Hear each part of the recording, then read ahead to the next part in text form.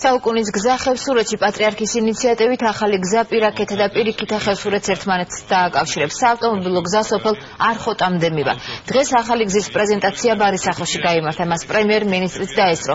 ირაკლი ღარიბაშვილმა მოსახლეობას სიტყვითაც მიმართა. პრემიერმა პატრიარქთან ერთად ბარისახელს ღვთისმშობლის მიძინების ტაძარიც მოილოცა. პარალელურად ხევსურეთში გაიმართა ფესტივალი ქართული სული. ჩვენი ვალია დღეს რომ არ დაუშვოთ ამ კუთხის დაცლა. სწორედ ამისკენ გადადგმული ნაბიჯია პროექტი, რომელიც თვალისწინებს პირიქითა და პირაქეთა ხევსურეთის დამაკავშირებელი 25 კილომეტრიანი გზის მშენებლობას.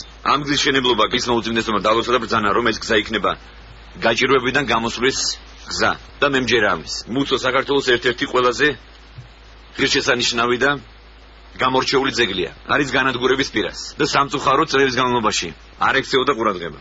ჩვენ უკვე ჩემი დავალებით გამოვყავით შესაბამის თანხები და ჩვენ დავიწყეთ ამ მნიშვნელოვანი ძეგლის რეაბილიტაცია.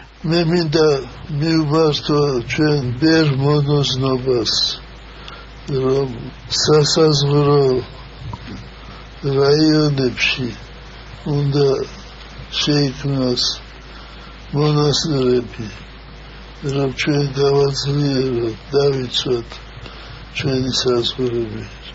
მე ასევე მინდა მივმართო ჩვენს ბიზნესმენებს.